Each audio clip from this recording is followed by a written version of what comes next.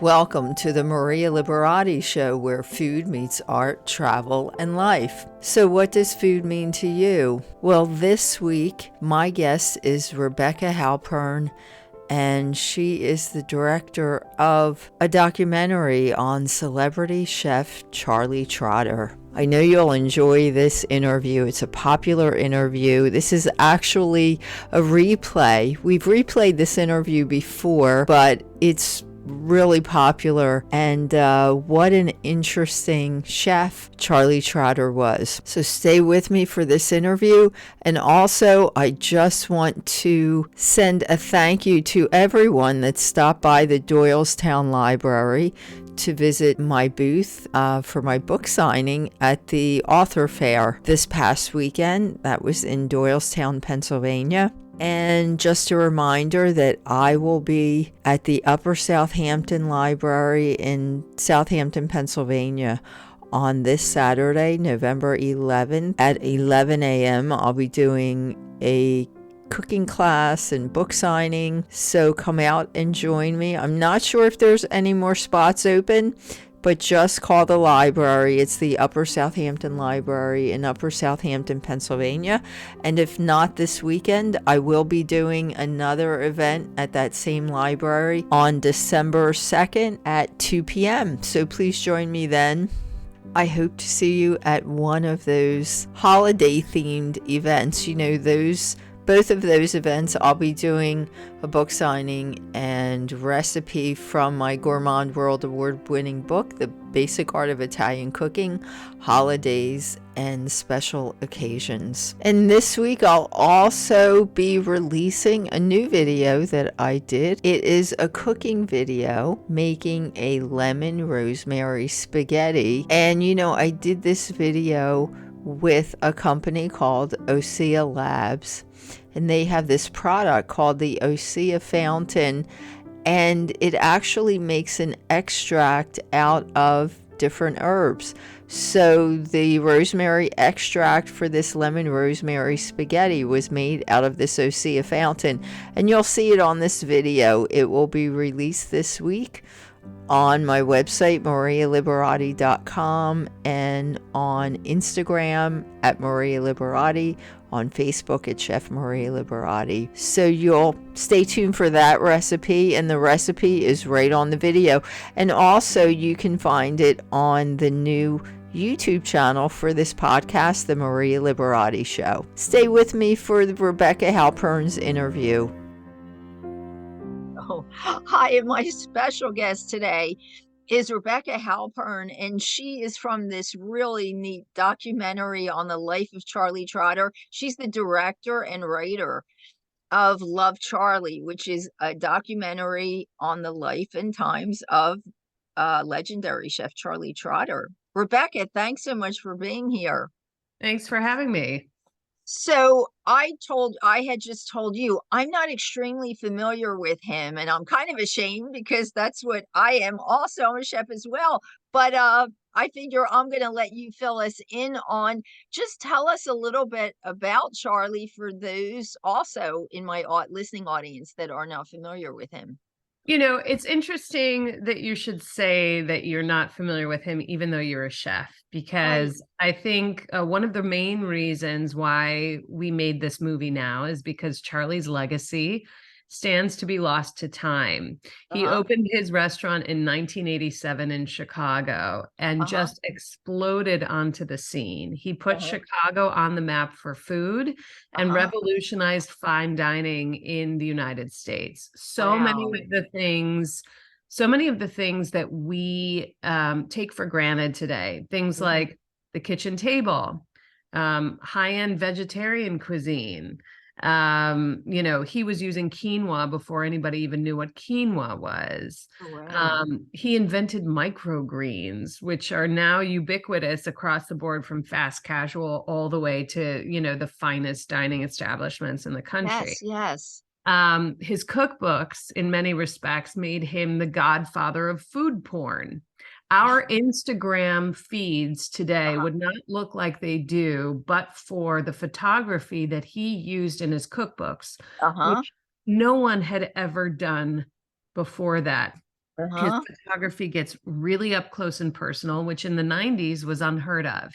And they Uh-huh. look more like coffee table books Oh, than they wow. do like cookbooks, which up until then Yes. had been more like, you know, how-to guides for making recipes. It wasn't this Yes. like deeper philosophical visual exploration of the composition and sort of the artfulness of the plate in the way that Charlie made it for Wow. himself. Um, Yes. he was obsessed with exceptional ingredients, and Uh-huh. he had an exacting management style. Uh-huh. He insisted on doing 2 10-course tasting menus every night. Mm-hmm. He changed the menus every night. Uh-huh. So that means that he was making 20 new dishes a day, and he Wow. ran his restaurant for 25 years. Oh my goodness. So whereas a regular chef might change the menu seasonally, you know, come up with a list of dishes that he keeps for a period of months, Charlie was changing it up every day, just like a jazz musician might change a composition of, you know, a song that they play in concert or whatever. Wow. Is this in all of his restaurants? He would do that? Like he did Well, Celebrity? certainly at his namesake restaurant, he, like many chefs, he was among the first generation of celebrity chefs. So coming up in that class, you had Emeril Lagasse, you had Right. Thomas Keller, you had Daniel Boulud. You know, a little bit later, you had Wiley Dufresne, and but he was sort of among this first generation, and these were the guys who kind of pioneered that idea of chef as CEO, as well as the auteur that they were in their own restaurants, right? Yes. So he Yes. started to branch out, and Charlie did the same. He had several restaurants. He tried to have restaurants in Vegas twice. He had a restaurant in Cabo San Lucas. He had sauces and smoked salmon that he licensed. He had a to-go place in Uh-huh. Chicago for gourmet to-go food. I once took out for Thanksgiving from there because I used to live in Chicago. I'm from Chicago. Uh-huh. And there was like no end in sight. I mean, he wrote 14 cookbooks. I mean, the guy was prolific. Mm-hmm. And yet, because I think he was more intellectual than, say, an Emeril was, Uh-huh. you know, whereas Emeril's career sort of took off with the rise of the Food Network, Right. Charlie's went a different direction with the route of the cookbooks. Uh-huh. Because of that, and because of the timing of the restaurant, which came along before social media, I Right. you know I don't think people remember Charlie as much as they do Emeril or other Right. chefs of his I generation. just wanted to ask you, so he wasn't right because Emerald was on, the Food Network. He was one of the first people on chefs on Food Network. So Charlie, that's what I wanted to ask you. Was Charlie ever, I'm sure he might have done like a cameo or something on the Food Network. Did he ever do anything like that? Oh, sure. He showed up on the Food Network, and later in the restaurant's life, he actually had his own PBS cooking show Oh, called there you go. The Kitchen Sessions, Uh-huh. which was on PBS. You know, I don't know if it's that he didn't want to be on Food Network for some Right. reason, or if he thought PBS was a better outlet for him and his Right. audience. But the shows themselves were really fascinating, Uh-huh. and a good glimpse into his creative process. Wow. Yes, that's interesting. I know the Food Network is has a little bit more of a different feel than PBS, so maybe that's why, he didn't get to the Food Network and just stuck to I think PBS gives you really a lot more of your own kind of you can put your own style and creativity in it where Food Network is a little more commercial and you have to kind of have a little bit more of their guidelines. So it sounds like he would have been the type of chef that wants to, use his own, which I could understand. Well, Charlie, it's interesting. So the reason why his two restaurants in Vegas failed was because, hoteliers want to turn the tables fast in Vegas and get the gamblers Yes. out on the casino floor. And Yes. Charlie Trotter insisted on sticking to his brand, which was a 3-hour, 10-course tasting menu. Wow. And so you start to understand the business behind why he failed there. Yes, yes. And then, just in terms of the Food Network versus PBS and, why Charlie didn't sort of scale up in the way Emerald did, Right. Charlie Trotter was an enigma. He Mm-hmm. was an extremely intellectual person. He loved Ayn Rand Uh-huh. and very esoteric pieces of literature, film. Like Uh-huh. he would stop his staff down in the middle of service to go watch Fitzcarraldo, which is an obscure film by Werner Herzog. It's a 3-hour movie. And he Uh-huh. would send them next door to watch it. And basically the movie's about this guy who's basically taking a barge through the Amazon, and he gets a group of local indigenous people to help him foist the barge up over a mountain so that they don't Uh-huh. have to go through this long journey. Anyway, it's all about pushing a boulder up a hill, right? More or less. Yes, yes. Metaphor. And that's very much what chefs in a kitchen have to do together. They all have to be marching together in the same direction. That was Exactly. Charlie. And that level of intellectualism, I think, is not something that is relatable in the way that Emerald and some of the other Food Network celebrity chefs are Uh-huh. masses. And so, Wow. that's why PBS was probably also a good outlet for him. But Yes. yeah. So he has a series or had a series of cookbooks. So can you tell us, again, unfortunately, since I'm not familiar with him, but now I want to make, now you've really sparked my curiosity. I know I've heard his name. It's just that I don't know a whole lot about him, but I definitely do want to find out more. But can you tell us, so what eventually, I guess, what happened, or what was the Sure. demise? I'll give you the whole story in a nutshell. So, Yes. Chef Or will Charlie, this spoil the documentary if we tell that, or no? well, it's his life story. So, I'll keep one element to myself, and then you'll discover that in watching the film. But Uh-huh. the bottom line is, Charlie Trotter was a self-taught chef. He Uh-huh. never once really worked in any kitchen for more than a period of a couple months before Uh-huh. he opened the restaurant when he was 27 years old, Right. in 1987. Hmm. And he exploded onto the scene, put Chicago on the map for food, Uh-huh. did two 10-course tasting menus every night. Uh-huh. And for 25 years, he worked relentlessly to have what was or would have been a 3 Michelin star restaurant. At Uh-huh. that time, however, Michelin had not come to the United States yet. They didn't show up until in Chicago until 2011. Uh-huh. And in 2011, um, basically, Charlie had the who's who of up and coming chefs come and work for him because he was running one of the best restaurants in America. I mean, his flock of proteges is so impressive in terms. It's the who's who of today's culinary world, and Yes. I would say, kind of chief among them is Grant Achatz of Uh-huh. Alinea. And Grant Achatz, sort of helped to bring molecular gastronomy to the United States. And really, he won 3 Michelin stars every year that Alinea has been open, I think. I might be Hmm. misspeaking there. But anyway, so like just an incredible visionary talent. Grant and Charlie had a falling out.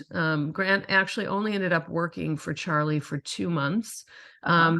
He was obsessed with Charlie Trotter when he found one of Charlie's cookbooks in a bookstore, and then Uh-huh. wrote Charlie Trotter a letter every day for I don't know how long to try to get the opportunity to work there.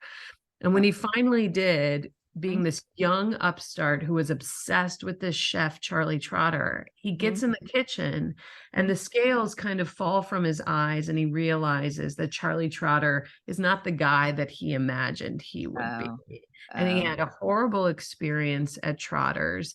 And it's kind of gone down in Chicago food history lore as this mega beef, for lack of a better word. It was extremely competitive and uh-huh. very, there was a lot of animosity there between the two of them in Chicago. Right. Long story short, Charlie Trotter in year 23 of the restaurant, Michelin shows up. They give Grant Achatz, who opened his restaurant, Alinea, literally a few blocks away from Charlie Trotter's. Uh-huh. They give him 3 Michelin stars, and Charlie only gets 2. And the same year, the same thing happens. Uh-huh. And he decides to close the restaurant. And a year later, Chef Charlie Trotter died. And so the film is an exploration of what happens when your identity becomes intrinsically, when your identity becomes intertwined in your work, and what happens when the work goes away. It's very much a cautionary tale. I like to Yeah. say, if you play the same role for 25 years, Mhm. do you become that person? And then what happens when the movie's over? Who are you? Yes. And so our film delves into, we go very deep into who Charlie Trotter was before he opened the restaurant. His Uh-huh. name, he went by Chuck. All of his Uh-huh. friends and family knew him as Chuck. Uh-huh. And we got access to 350 postcards that he wrote to his first wife, Lisa, before they opened the restaurant together. Uh-huh. In those postcards, you really start to see this young guy, a visionary whose passion knew no bounds. I mean, he loved art and literature and music like Bob Dylan, and he loved Stevie Wonder, and he loved the Talking Heads. I mean, he was a cool dude, and Uh-huh. he loved Apocalypse Now, and all of these incredible films that he would write about. Mhm. And when he went to open the restaurant, his father bankrolled him to open the restaurant. They saw what a prodigious talent he was. His Right. father bankrolled the restaurant, and when they were thinking about what to name the restaurant, they thought that Chuck Trotter sounded like a steakhouse. Uh-huh. So the marketing people suggested Charlie Trotters. And in that moment, Chuck knew that he needed to become this chef Charlie Trotter. He needed to assume this role in order to make his restaurant successful. Uh-huh. And in doing so, he lost sight of his authentic self, which we argue in the film is Chuck, Right. and became consumed by Charlie Trotter. Better. Yes. It became a thing kind of. And wow. Yeah. So it's Yes. a kind of searing portrait of like what happens when you lose any and all balance in your life, when you Right. relentlessly pursue something. And in Charlie's case, it was excellence. He was all about excellence. Uh-huh. When you relentlessly pursue that day in and day out for that many years, and the media portrays you a certain way, and people think of you a certain way, whether they know you or not, you Yes. know, are you that person? Who are Exactly. Who are you? And then you're losing your real identity. Oh wow. So tell us what so he had a lot of cookbooks, so people can certainly probably still find his cookbooks that they're out there. Oh, for sure. In fact, I'll just turn my camera here, but I don't know if you Yes. can see that tall tower Yes. of Oh cookbooks. wow, that's all his cookbooks. Those are all his. Yeah. Wow. And And they're still lauded today as these groundbreak. They're just as beautiful as uh-huh. any cookbooks that you see coming out Wow. today. Wow. He sounds like kind of like a Leonardo da Vinci of his time, of the food industry in a sense. I think that's a very apt comparison for Uh-huh. sure. Yeah, definitely. So tell us, has the documentary just been released? Has it been out for a while? So the documentary is going to be released November 18th Oh, in not 3 days. 3 days. It'll be available on Amazon and Apple on demand, as well as in select theaters over the next week or so. There'll be some screenings. So Uh-huh. I highly recommend seeing it in person and in a theater. The Theater. score, the visuals. We started production on day one of the COVID lockdown. Oh, wow.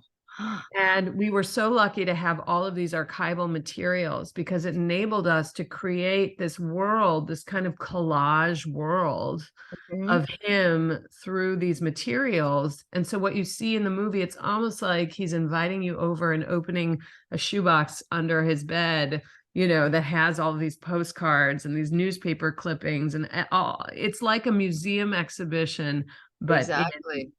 on film. And that Yes. world, that texture, this was 1987 when he opened the restaurant. The 1980s and 90s were a different time. People send you a text message today, it's meaningless. But when you had Uh-huh. to write a postcard to someone, Uh-huh. you had to go pick out that postcard and buy it in person. You couldn't buy it online.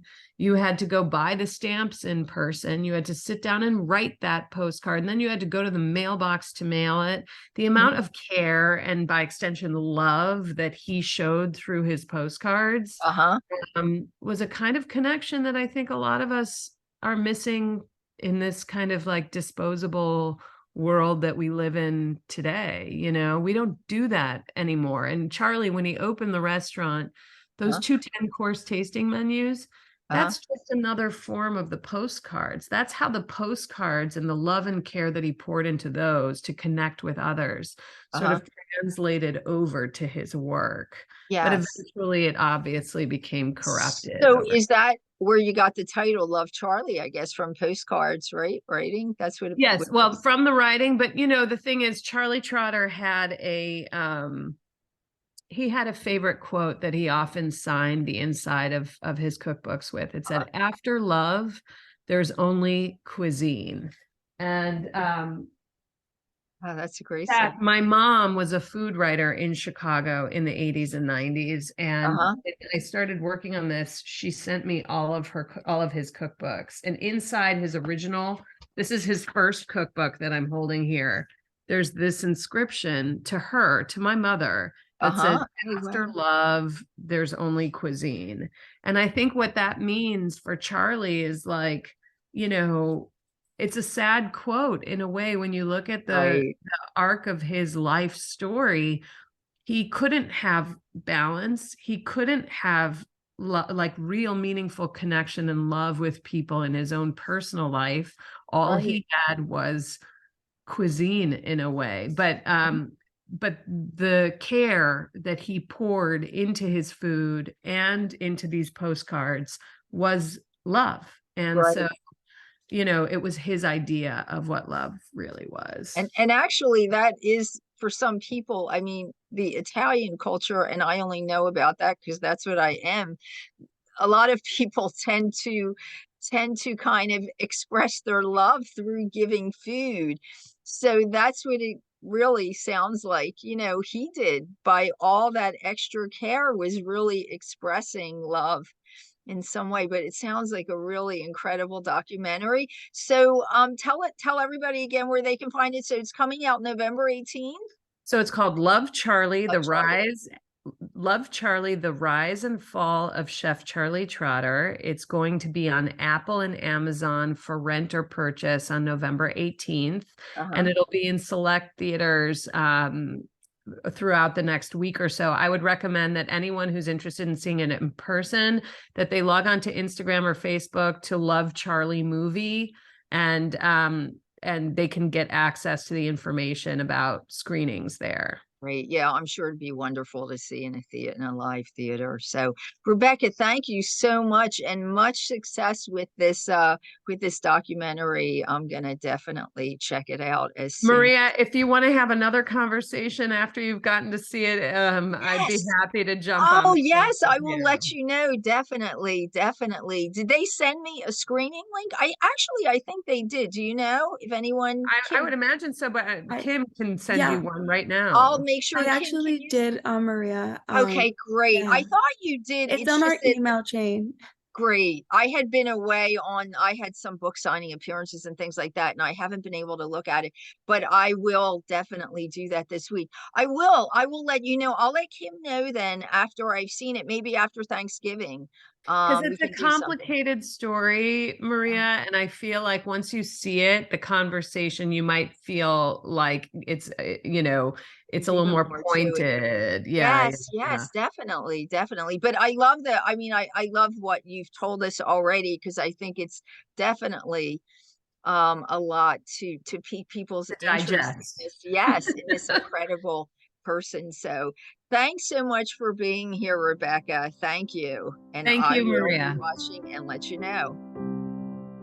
Thanks for listening to the Maria Liberati Show, and thanks to this week's special guest, Rebecca Halpern, and as always, my producer, Britton Roselle. And as mentioned, I will be doing a cooking class for my Gourmand World Award-winning book, The Basic Art of Italian Cooking, Holidays and Special Occasions, at the Upper Southampton Library in Upper Southampton, Pennsylvania, this Saturday, November 11th at 11 a.m., and on Saturday, December 2nd at 2 p.m.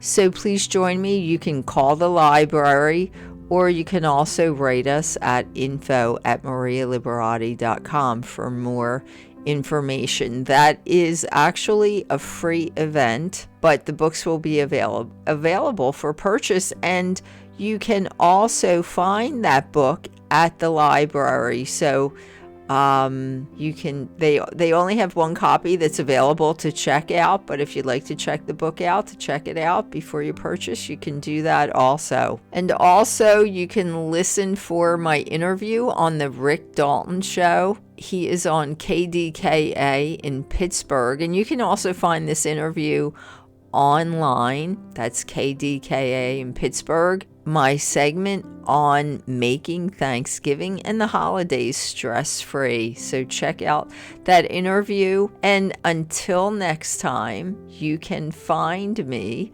at Facebook at Chef Maria Liberati, on Instagram at Maria Liberati, on Pinterest at Maria Liberati, on this YouTube channel, The Maria Liberati Show, on Vimeo at Maria Liberati, my Roku channel, The Basic Art of Italian Cooking by Maria Liberati, and my website, marialiberati.com. And you can also find my book series, The Basic Art of Italian Cooking, at artoflivingprimamedia.com, and really anywhere books are sold online. And until next time, peace, love, and pasta.